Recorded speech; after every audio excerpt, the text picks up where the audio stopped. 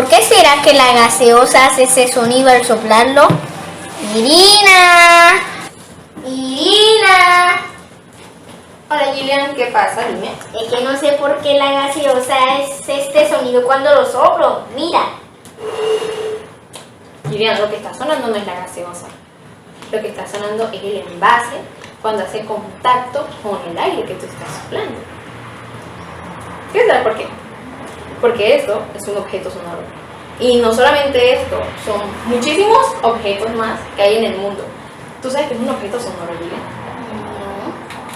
Bueno, objeto sonoro, instrumento sonoro u objeto musical son todos aquellos instrumentos que el ser humano utiliza para producir sonido, pero sin realizarle ninguna adaptación, ninguna.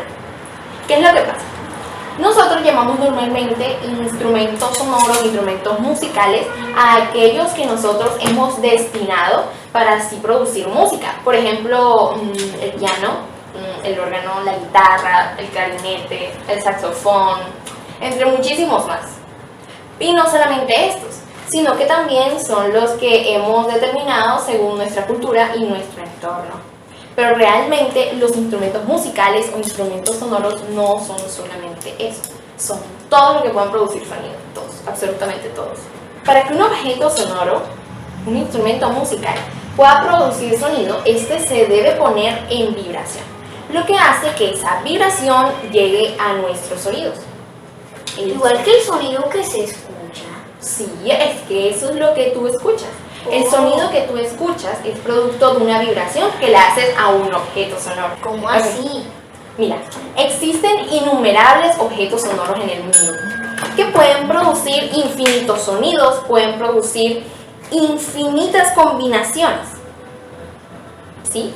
Pero esto solamente ocurre cuando tú le haces una manipulación, lo tocas o lo combinas con otros sonidos.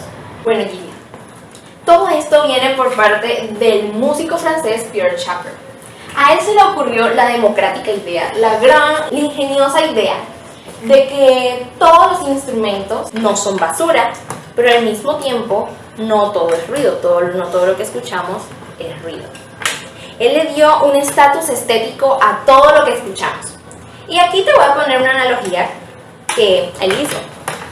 Si tú estás en una ciudad llena de tráfico, lo que estás escuchando no es ruido, sino que son manifestaciones que te están hablando, que provienen de artefactos, provienen de maquinaria, provienen de los carros. O sea que para él nada se podía determinar como sonido basura. Eso que tú escuchas molestoso de los carros, el tráfico, para él nada se definía como ruido, algo molestoso, sino que eso era parte o un fenómeno sonoro, un fenómeno musical. Los objetos sonoros, al igual que todas las cosas que nos rodean, pueden ser riqueza o basura, dependiendo de la persona que lo determine o el ente que lo vea. ¿Quieres saber? ¿Quieres experimentar? Sí.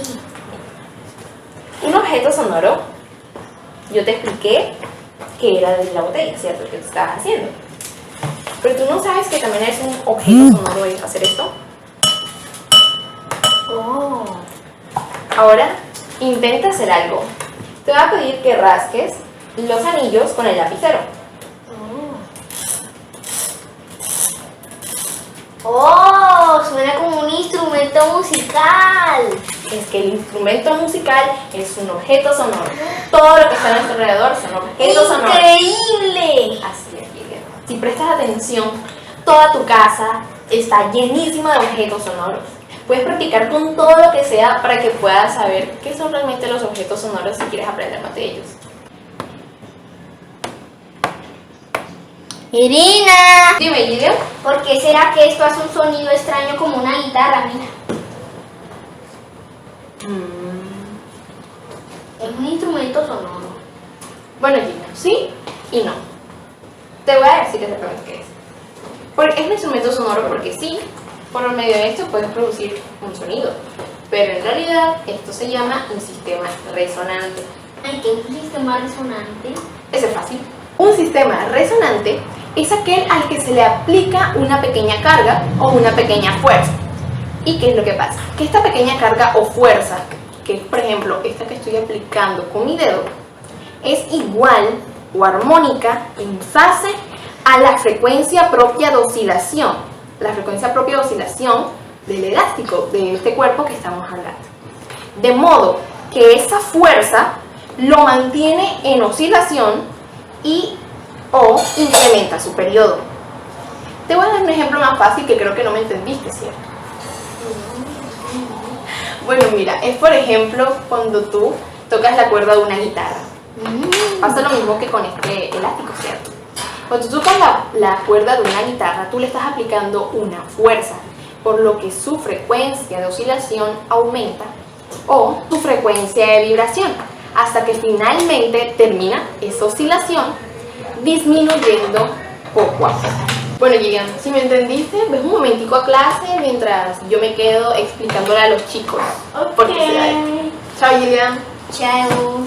A continuación realizaré la ampliación del ejemplo anterior. Cuando hablamos del ejemplo de la cuerda de un instrumento, cuando la hacemos echar sonar al aire o cuando lo tocamos, esta irá vibrando a su propia frecuencia de vibración o denominado también como oscilación, hasta que paulatinamente se irá disminuyendo esa oscilación y volverá a quedar en reposo. Esa vibración u oscilación es un movimiento de vaivén que va entre un punto máximo, un cero, y otro punto máximo que está en un sentido opuesto. Si de algún modo consiguiéramos darle un toque cada vez que la cuerda está en uno de sus extremos vibrátiles, la vibración permanecería indefinidamente y diríamos que está en resonancia. Si el toque se lo diéramos en cualquier otro momento de la oscilación de la cuerda, solo conseguiríamos atenuar prematuramente la oscilación. Otro ejemplo donde también se puede aplicar un sistema resonante es cuando pensamos en un niño que está siendo impulsado en un columpio por otra persona desde atrás. Una vez que se ha conseguido la amplitud de la hamaca, la persona que lo está impulsando le da un pequeño empujón y así se mantiene el juego. En cambio, si esa fuerza o empujón se le aplica a la hamaca antes de que alcance su carrera máxima hacia atrás, solo conseguiríamos frenar el hamacado. Es decir, el sistema hamaca-niño ayudante está en resonancia, mientras que el empujón o la fuerza sea aplicado en sintonía o también denominado como en fase con la máxima amplitud de la oscilación. Esto ocurre cuando ésta se encuentra en su punto más atrasado. Esto dejará de estar en resonancia si el empujón no respeta la fase de oscilación natural del columpio. Dentro de los sistemas resonantes podemos encontrar las ondas estacionarias, que son un caso particular de interferencia que se producen cuando se superponen dos ondas de la misma dirección, amplitud y frecuencia, pero con sentido contrario. Este evento lo podemos encontrar en dos situaciones diferentes o en dos instrumentos sonoros totalmente diferentes. En un primer caso podemos encontrarlo en una cuerda sonora, pero ¿qué es exactamente una cuerda sonora? Bueno, una cuerda sonora es un elemento vibratorio que se origina con el sonido de los instrumentos musicales de cuerda, tales como la guitarra, el arpa, el piano o los miembros de la familia de los violines, descendientes lejanos de antiguas vihuelas.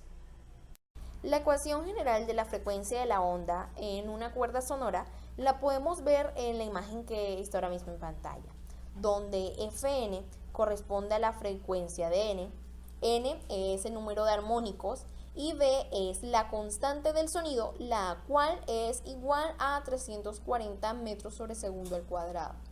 Continuando, podemos encontrar la gráfica de los armónicos de una cuerda sonora, los cuales los armónicos se refieren al resultado de una serie de variaciones adecuadamente acomodadas en un rango o frecuencia de emisión, configurando un ciclo. En la imagen en pantalla podemos evidenciar a los armónicos en las cuerdas, donde A representa los usos, N indica los nodos, L la longitud de la cuerda y N el número de armónicos. La formación de ondas estacionarias con el sonido propagándose en el aire tiene lugar también en espacios confinados, limitados, como lo son los tubos sonoros o tubos de órgano, o las cajas de resonancia de los instrumentos musicales, como por ejemplo guitarras, piano, entre otros. Como en toda onda estacionaria, esta situación solo tiene lugar para determinadas frecuencias en consecuencia con las condiciones impuestas a los límites que tienen estos espacios cerrados de aire. Vamos a considerar una situación donde se forma una onda sonora estacionaria, en el caso de un tubo sonoro de una determinada longitud. Esa longitud la llamamos L. Digamos que ese tubo está abierto por un extremo y está cerrado por el otro. Si este último nos condiciona que las partículas del aire puedan vibrar intensamente en la embocadura, puede ser antinodo o puede ser vientre, y las partículas del aire del fondo del tubo no puedan vibrar ya como esta otra condición, por tanto pueden construir un solo nodo. Esto solamente ocurre para determinadas frecuencias que refuerzan el sonido a formarse en el tubo de una onda estacionaria sonora. Los tubos de caña o de otras plantas de tronco también constituyen un ejemplo fundamental dentro de estos tipos de tubos, teniendo en cuenta que estos constituyeron a los primeros instrumentos musicales. Estos funcionaban emitiendo sonido, soplando por un extremo, y el aire contenido por el tubo entraba en vibración emitiendo un sonido. Las versiones modernas de estos instrumentos de viento podemos encontrar las flautas, las trompetas, los clarinetes y, como anteriormente había mencionado, el órgano, los cuales todos ellos están desarrollados de forma que el intérprete produzca muchas notas dentro de una amplia gama de frecuencias acústicas. Ya especificando en el caso del órgano y ampliando su explicación, este es un instrumento formado por muchos tubos, en los que cada tubo da una sola nota. Veremos cómo funciona realmente el órgano.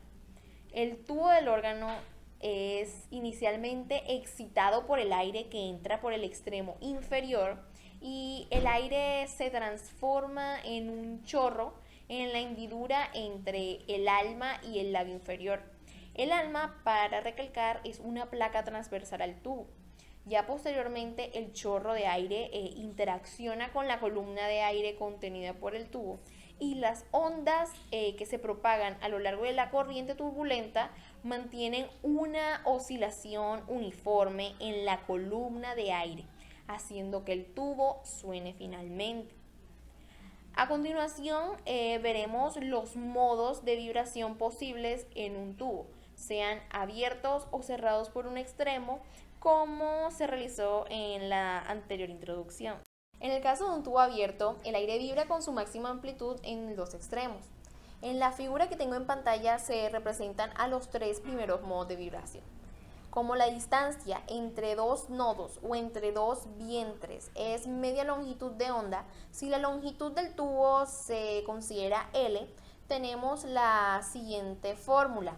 L sería igual a I sobre 2, L sería igual a I, L sería igual a I sobre 2, entre otros. Pero en general la fórmula sería L y es igual a N por L sobre 2, indicando a N como cualquier número entero y a I como I es igual a la velocidad del sonido dividido entre la frecuencia. Las frecuencias de los distintos modos de vibración corresponden a la fórmula que ahora mismo estoy presentando en pantalla, y esta indica las siguientes letras. Tenemos a Bs como a la velocidad del sonido, tenemos a N como el número de armónicos, y tenemos por último a la longitud de la onda por 2. En el caso de que el tubo sea cerrado, se origina un vientre en el extremo por donde penetra el aire y un nodo en el extremo cerrado. Como la distancia entre un vientre y un nodo consecutivo es I entre 4, la longitud L del tubo en las figuras que estoy presentando en pantalla sería L sería igual a I sobre 4, L sería igual a 3 por I sobre 4 y L es igual a 5 por I sobre 4. En general, la fórmula sería L es igual a 2n por más 1 por i entre 4, indicando a n como cualquier número y a i como velocidad del sonido entre la frecuencia. Las frecuencias de los distintos modos de vibración responden a la fórmula que estoy mostrando en pantalla, y esto indica a 2 veces el número de nodos, que es un número natural, por cierto, es un número, puede ser 0, 1, 2, 3, hasta el infinito, por más 1 por la velocidad del sonido entre 4 veces la longitud del tubo. Las fórmulas obtenidas en los procesos anteriores de tubos abiertos y tubos cerrados explican las denominadas leyes de Bernoulli, las cuales son las siguientes. La frecuencia del sonido de un tubo es directamente proporcional a la velocidad del sonido versus en el gas que contiene el tubo. También se podría decir que esta es inversamente proporcional a la longitud del tubo, que indicamos como L. También podemos encontrar que en un tubo abierto se puede producir el sonido que corresponde a la frecuencia fundamental, que es n igual a 1, y sus armónicos, que donde n es igual a 2, 3, 4 y siguientes. En un tubo cerrado se puede producir el sonido que corresponde a la frecuencia fundamental y los armónicos impares, donde esto puede ser a que 2 por n más 1 es un número impar, donde puede ser 3, 5, 7, en fin. En dos tubos idénticos y con el mismo gas, uno abierto y otro cerrado, el abierto produce un sonido cuya frecuencia fundamental es el doble de la del cerrado. Bueno, eso sería todo por el video relacionado con las clases estacionarias y los instrumentos musicales. Espero que haya quedado claro el tema y muchas gracias por escuchar.